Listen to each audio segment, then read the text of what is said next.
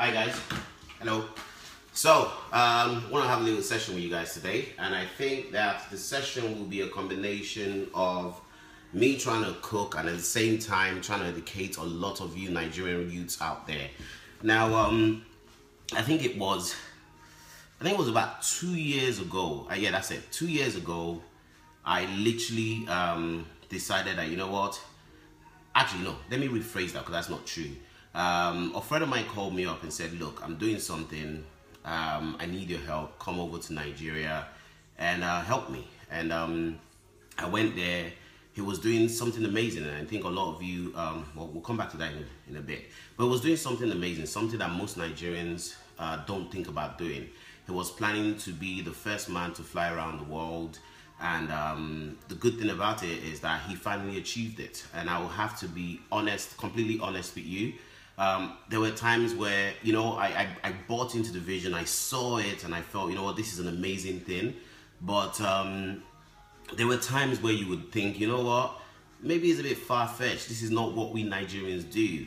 But you know what, he actually, he ignored the naysayers. He ignored the doubters. He ignored the negative perception that was created around the whole concept of him making a mark. And his goal was to inspire Nigerian youths. He wanted to do something that would put Nigerians in a position where they believe they can achieve anything that they want to achieve. And at that point, I had nothing to do. UK was doing very, very well. The UK business was doing very, very well. And I felt, well, I've got nothing to do. Let's go and help my friend. In helping him, I met his sponsors and a few very important people. They saw the work that I did. And they decided to obviously work closely with me to do other things. And that was how I literally started coming to Nigeria.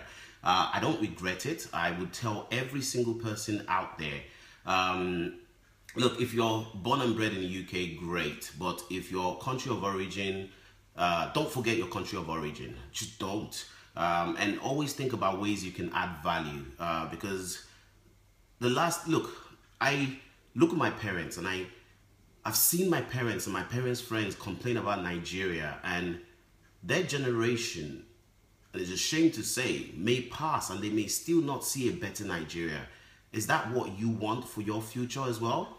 Do you want to have to claim somewhere else as your home because where you come from, they can't get their acts together and you kind of ran away? Because that's what we did. We ran away and looked for a better future. And you can't blame us for that. And for those of us that have had the opportunity to go back, and I can tell you it's a nightmare. I've seen people go back to Nigeria and a year later they come back regretting it, and as far as they're concerned, they will never go back again. And I had that experience. But one of the things that helped me out a lot was ignorance. I believe that it is important. The only time ignorance is absolutely critical is when you are ignorant to failure.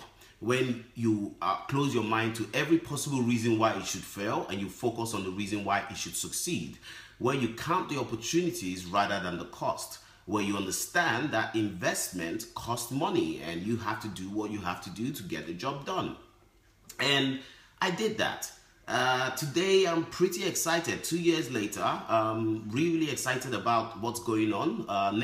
Tomorrow, this week at least, you will see one of the most amazing things that we've done in terms of helping a major bank in Nigeria launch an amazing website. You guys will see that. I'm proud of that. I like the fact that we have introduced the e-work experience platform in Nigeria, and I like the fact that we have had somebody secure a job from Nigeria in the UK. Someone secured a job as a digital business analyst from Nigeria, and they got that job obviously in the UK. I like the fact that we're adding value.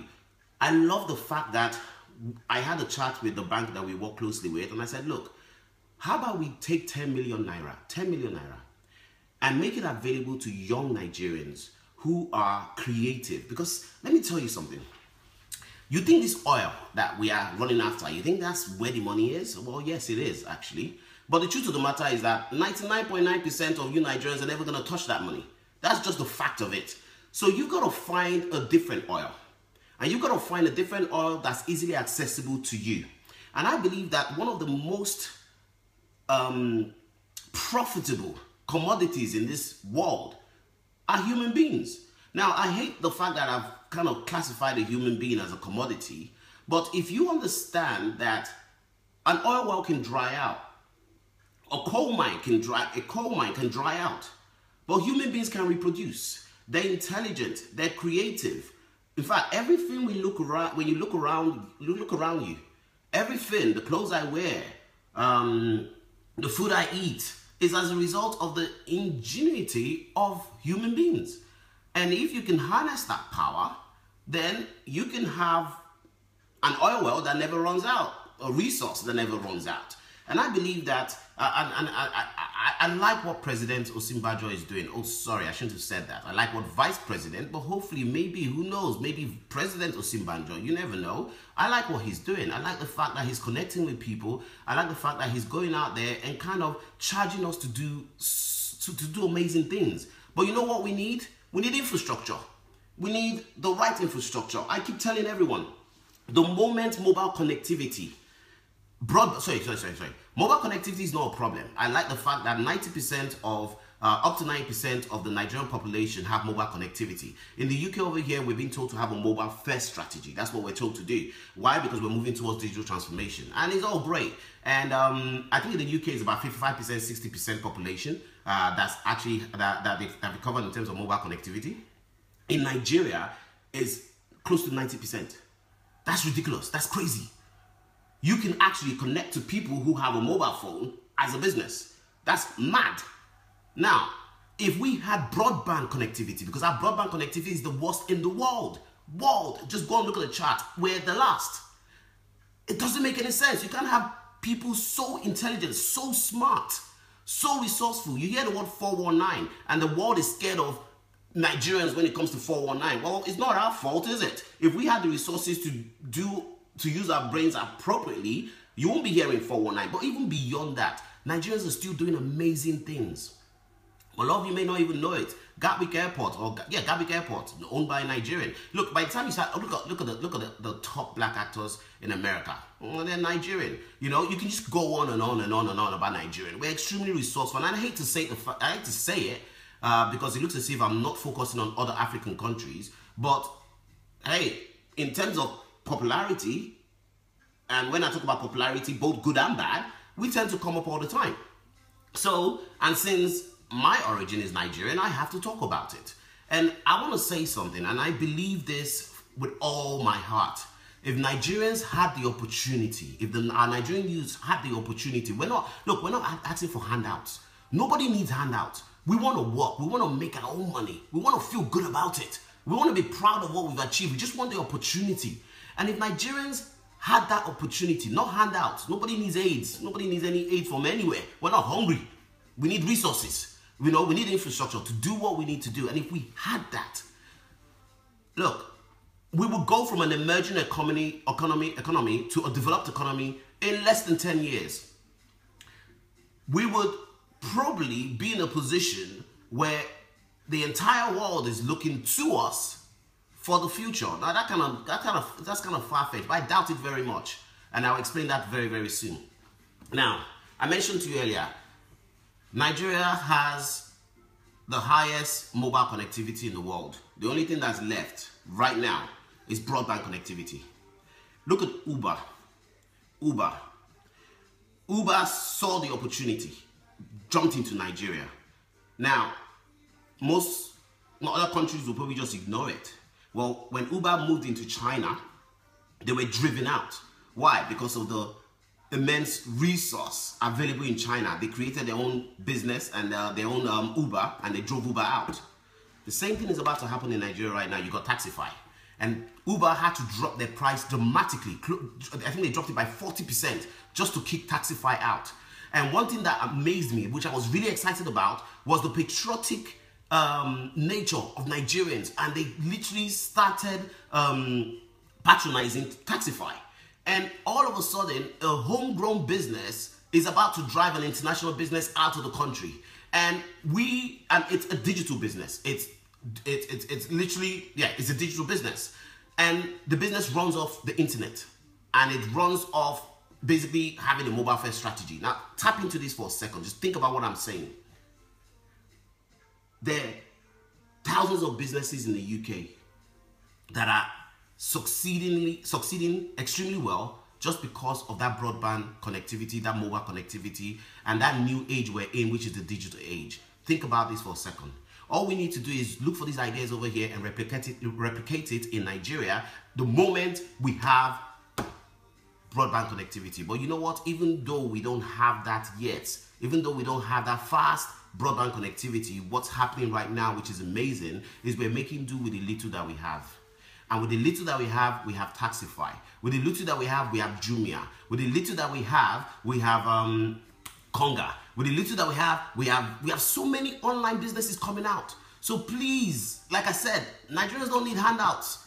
They need resources. They need the infrastructure so they can get the job done. So I was sitting down and speaking to the bank, and I said, look, how about we get 10 million naira? 10 million naira is nothing to you. I'm happy to put half of it. You put half of it. Let's take 10 million naira.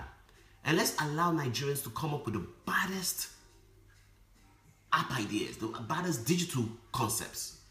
And the ones that we can clearly see have a potential to generate revenue. We would invest that money in them. Now, if you don't want to take a stake in that business, that's good. I'll take a stake in that business. I would invest in it and I would actually work closely with them to make it successful. All I'm asking is that we have your backing. And I see the benefit to you. Look, the growth of any economy is SMEs, small businesses. If you can create an avenue for small businesses to thrive, and the basis is that they open a bank account with you, then all of a sudden you have a new stream of revenue generation which will benefit you as a bank. And we talked about it and they were blown away. It was pretty impressive. And guys, as from tomorrow, you're going to see that offer coming out right. You're going to see it on Facebook. You're going to see it on Instagram. You're going to see it everywhere. And what is it? We are investing 10 million naira into any of you who can come up with a badass concept that will generate revenue as a Nigerian. And that's going to all Nigerian youths. And is that a bad idea? I don't think so. I think it's a bloody good idea. Is it wishful thinking? I doubt it very much. Do we have amazingly smart people in Nigeria who can come up with great concepts? Yes. And you know what? If they need direction, the eWork Experience platform will provide them with that direction. If they need advice, the eWork Experience platform will provide them with that. And I'm really, really excited about this. And I hope that you guys are excited as well. But before I move on to the next step, I mentioned something. I said it's going to be me, you, chilling out, and I'm going to be cooking. I'm hungry. I'm not eating yet. So I'm actually going to start cooking very soon. But let's move on to the next thing, which is also very, very important. And I personally don't want us to joke with this. This is for us living in the UK. Whether we like it or not, Brexit is going to happen.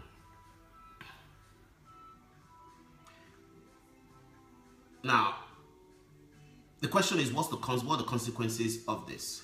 Well, I'm not really too worried about Brexit. I'll tell you what I'm really worried about. I'm more worried about the fact that digital technology is now in a position, people have taken digital technology and they're literally using it to disrupt the entire market. I said this to a friend of mine the other day. I said, bro, do you actually know that you don't need to go to a bank to get a loan now if you need money for your business?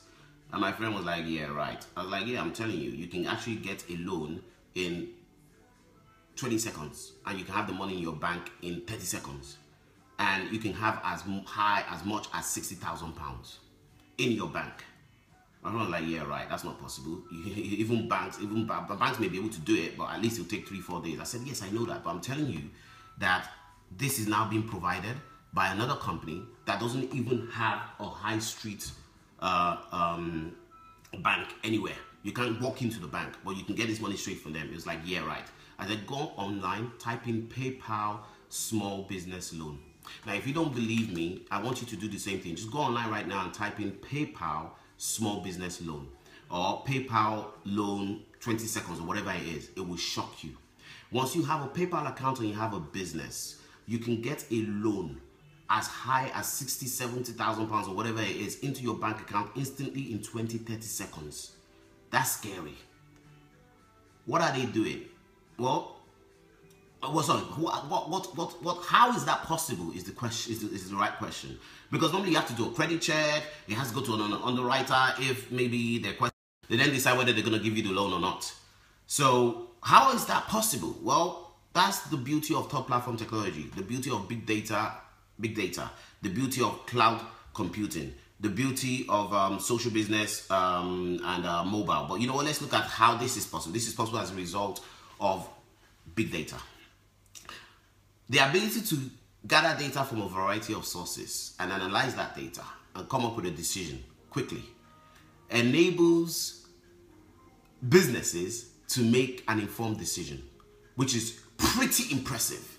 So I think what PayPal has done is this. They've been able to get details about your credit. They have details and they can do that instantly. Obviously, cloud technology and also big data, analyzing the data instantly.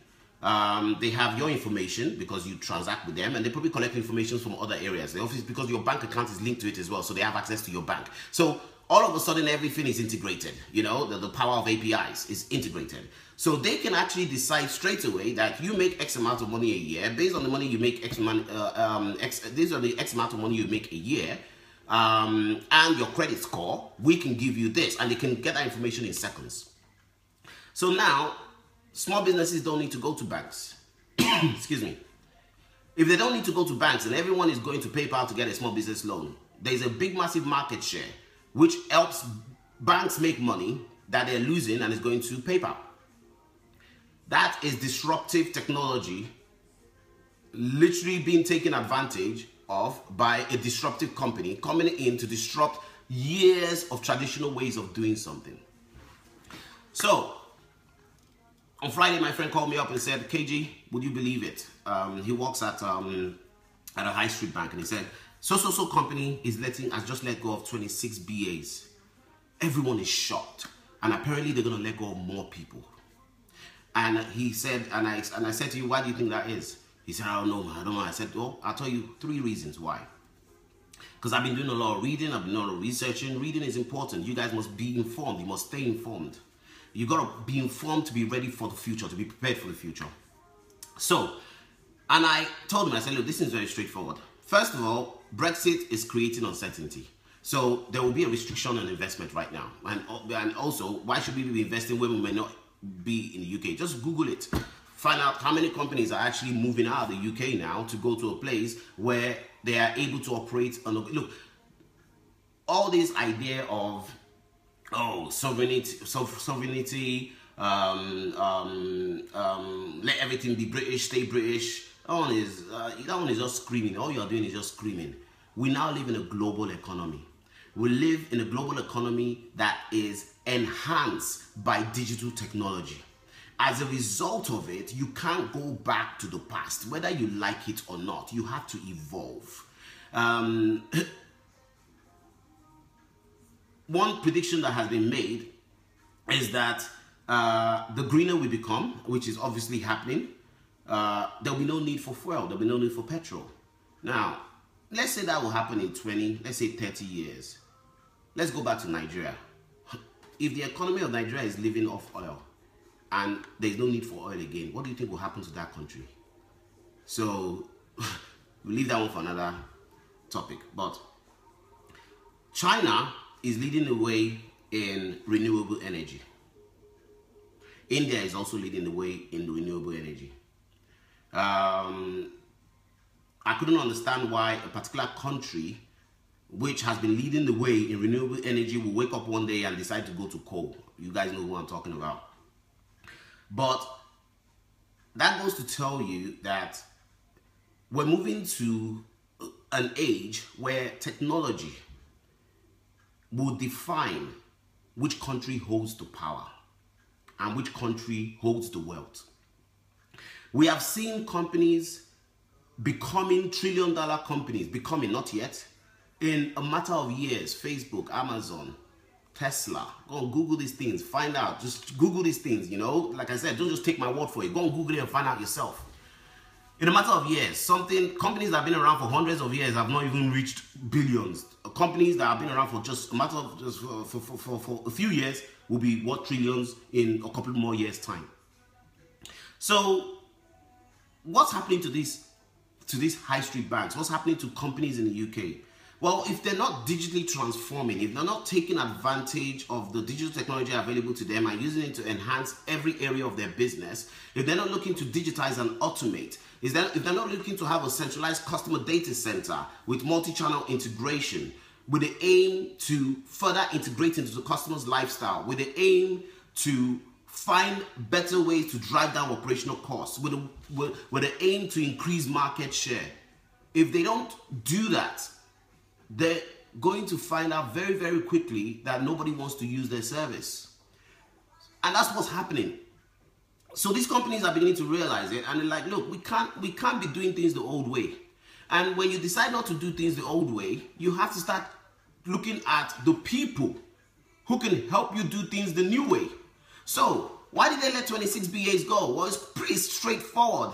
My friend came back to me and said that they didn't have the digital skills required for the companies to move towards the transformation age that they're moving into. And they're letting people without digital skills go. Well, that kind of makes sense, because if they don't let those people go and hire the people with the right digital skills, they won't be able to compete. So Brexit is a problem, but it's not your problem right now. Your problem right now are the disruptive companies that are using disruptive technology to steal market share from companies that have not evolved. And the companies that are now trying to evolve are getting rid of people that can't help them evolve. So what kind of skills are they looking for now? They're looking for data experts. Why? Because data helps us make more informed decisions. The data can't lie. They're looking at, instead of building software, they're looking at integrating. And in order for you to integrate, you need APIs. So we're in the world of APIs right now. So if you can't code, you better know how to analyze the data. They're looking for people with product knowledge, people with domain knowledge. So you will realize that the project manager is becoming obsolete. Google these things. The BA is becoming obsolete. Google these things. We're now looking for people with digital skills. Why? Because we are now living in the digital age. And with the digital age comes the digital economy. And the question is, a digital economy will need people will need resources that are equipped to compete and kind of add value in the digital age. So the question you got to ask yourself is, where am I going to be in 6 months' time? And normally you should hear me say, where am I going to be in 3 years' time? But technology moves so fast these days that you don't know if your job is safe or not. So where are you going to be in 6 months' time? You got to think about that. And while you're thinking about that, one thing that you should probably start doing is going on JobServe, going on monster.com, all the major job sites you know, and start looking at the job opportunities out there. Kind of look at the search result. Type in, for example, a particular role and see how many numbers of those roles come out in the search result, because they always give you the total numbers. Then start looking at future or the roles that companies are recruiting for right now, like data scientists, data analysts, big data business analysts, product managers, scrum masters, digital marketing professionals, search engine optimization expert, web analytics person, user experience person, and look at the number of roles that are available. And then start asking yourself, what is it that I'm naturally good at, and where can I find my place in each of these roles, that is in one of these roles, so that you can be ready and prepared for the future. It's so important, because without it, I think we're all going to be in trouble. And I keep saying it, Brexit is not your problem. Brexit will bring its own, excuse my language, wahala. But right now, disruptive companies and disruptive technologies are your problem. And if you can't find a way to evolve and build your skills, you're in trouble. Now, you can sit here, you can probably sit there and think this guy is trying to put the fear of God in us. Well, is either you listen to me and check it out yourself and do something about it, or you experience it for real. And I always tell people, it is better for you to listen to the experience of other people than for you to experience it yourself. It is better for you to spend time before you spend money. Spending time stops you from wasting money. Okay? So, think about all those things. And if you can think about all those things, then you should be okay. Now, let's talk about I think I told you guys I want to cook. That's why I've been trying to cook all day. So let's look at it. What am I trying to cook? Well, I got myself some noodles, prawns, scallop. I decided no more meat for me, and I've been doing very well with it for the past month. Actually, I think 1 month, because apparently meat sends you to your grave quicker. So I decided it's gonna be fish. So I've got loads of chili. I like my chilies and stuff, and I'm gonna kind of do some corn, and then healthy olive oil. Now, I'm not too sure I should cook and then keep chatting to you, because that may be boring, or I should actually just end the call and hopefully let you kind of think about what I've said and probably listen to it all over again. I think I'll let you decide that. But in the meantime, I need to get something. 1 second.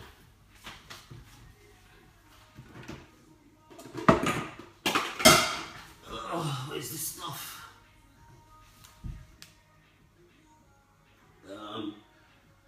Yeah. Have you ever been in a situation where you're looking for your pots? You have no idea where they are. This is not good. Where's my frying pan? Now I want to get on the phone and call someone and ask them for my frying pan. Where did you put my frying pan? Hopefully you didn't take it out with him. All right. So that said, yeah. So guys, are you want to watch me cook, or do you want to go? Let's see. I always have to look at the comments. Okay. All right. So 1 second. All right. So it's okay.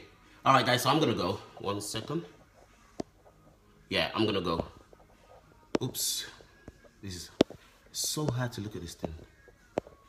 All right. There we go. All right, guys. Catch up later. I'm gonna get to cooking. God bless. Bye bye.